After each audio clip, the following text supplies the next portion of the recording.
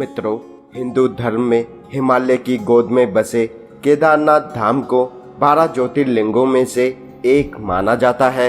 हिंदू पुराणों में साल में करीब 6 महीने हिम से ढके रहते हुए इस पवित्र धाम को भगवान शिव का निवास स्थान माना जाता है। ऐसा माना जाता है कि यहाँ खुद भगवान शिव त्रिकोण शिवलिंग के रूप में हर समय विराजमान रहते हैं। वैसे तो हिंदू धर्म के पौराणिक ग्रंथों में इस धाम से जुड़ी कथाओं का वर्णन मिलता है, परंतु आज हम आपको महाभारत में इस धाम से जुड़ी एक कथा के बारे में बताने जा रहे हैं, जिसमें ये बताया गया है कि यहाँ पांडवों को भगवान शिव ने साक्षात दर्शन दिए थे, जिसके बाद पांडवों ने यहाँ पर इस स्थान को स्थापित किया।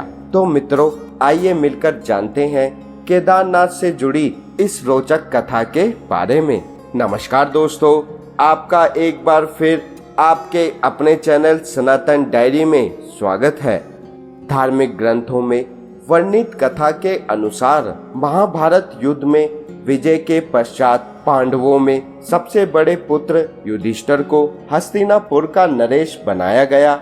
उसके बाद करीब 4 दशक तक युधिष्ठिर ने हस्तिनापुर पर राज किया। इसी दौरान सभी पांडव भगवान श्री कृष्ण जी के पास बैठकर महाभारत युद्ध की समीक्षा कर रहे थे। समीक्षा में पांडवों ने भगवान श्री कृष्ण जी से कहा कि हे नारायण, हम सभी भाइयों पर ब्रह्म हत्या के साथ अपने बंधु बांधवों की हत्या का कलंक है। इस कलंक को आखिर कैसे दूर किया जाए?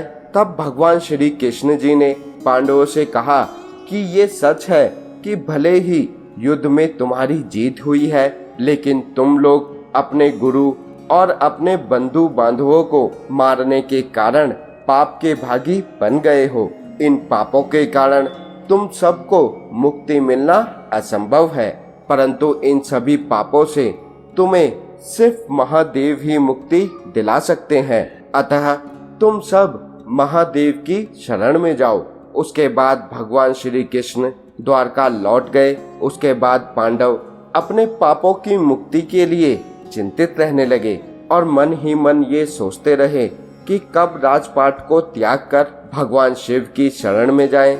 उसी बीच एक दिन पांडवों को पता चला कि वासुदेव ने अपना देह त्याग दिया है और वो परम धाम को लौट गए हैं। यह सुनकर अब पांडवों को भी पृथ्वी पर रहना उचित नहीं लग रहा था।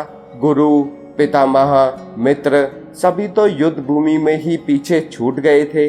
माता, ज्येष्ठ पिता और काका विदुर भी वन गमन कर चुके थे। सदा के सहायक अब भगवान श्री कृष्ण जी भी नहीं रहे थे।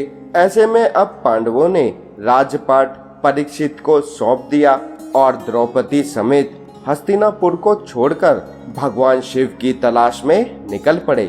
हस्तिनापुर से निकलने के बाद पांचों भाई और द्रौपदी भगवान शिव के दर्शन के लिए सबसे पहले पांडव काशी पहुँचे, पर वे उन्हें वहां पर नहीं मिले। उसके बाद उन्होंने कई और जगहों पर भगवान शिव को खोजने का प्रयास किया, परंतु जहां कहीं भी ये लोग जाते भगवान शिव वहां से चले जाते थे। इस क्रम में पांचों पांडव और द्रौपदी भगवान शिव को खोजते हुए हिमालय तक आ पहुँचे। यहाँ पर भी भगवान शिव ने जब इन लोगों को देखा तो वो फिर से छिप गए, परंतु यहाँ पर युधिष्ठिर ने भगवान शिव को छुपते हुए देख लिया था। तब युधिष्ठिर ने भगवान शिव से कहा कि हे प्रभु, आप कितना भी छुप जाएं, लेकिन हम सब आपके दर्शन किए बिना यहाँ से नहीं जाने वाले। और मैं ये भी जानता हूँ कि आप इसलिए छिप रहे हैं क्योंकि हम सब ने पाप किया है। युधिष्ठिर जी के इतना कहने के बाद पांचों पांडव आगे बढ़ने लगे। उसी समय एक बैल उन पर झपट पड़ा। यह देख भीम उससे लड़ने लगे। इसी बीच बैल ने चट्टानों के बीच में अपने सिर को छुपा लिया। तब भीम उसकी पूंछ पकड़कर उसे खींचने लगे और फिर उस बैल का सर उसके धड़ से अलग हो गया और उस बैल का धड़ शिवलिंग में बदल गया और कुछ क्षण पश्चात उस बैल के सर से भगवान शिव प्रकट हुए। प्रकट होकर भगवान शिव ने पांडवों के पापों को माफ कर दिया आज भी इस बात का प्रमाण केदारनाथ का शिवलिंग बैल के कूल्हे के रूप में मौजूद है। भगवान शिव को साक्षात अपने सामने देख उनको प्रणाम किया और उसके बाद ही भगवान शिव ने पांडवों को स्वर्ग का मार्ग बताया और फिर अंतर ध्यान हो गए। उसके बाद सभी पांडवों ने उस शिवलिंग की पूजा अर्चना की और आज वही शिवलिंग केदारनाथ धाम के नाम से जाना जाता है। मित्रों, यहाँ पर स्वर्ग जाने का रास्ता सभी पांडवों को भगवान शिव जी ने दिखाया था, इसलिए हिंदू धर्म में केदार स्थल को मुक्ति स्थल माना जाता है और ऐसा माना जाता है कि यदि कोई केदारनाथ के दर्शन का संकल्प लेकर निकले और उसकी मृत्यु हो जाए तो उस जीव को पुनः जन्म नहीं लेना पड़ता। तो मित्रों, मैं आपसे उम्मीद करता हूँ कि आपको केदारनाथ से जुड़ी ये कथा पसंद आई होगी और अगर आपको पसंद आई हो तो इसे ज़्यादा से ज़्यादा लाइक और शेयर करें। मिलते हैं आपसे अगले अध्याय में कुछ ऐसी ही आध्यात्मिक जानकारी के साथ। नमस्कार मित्रों।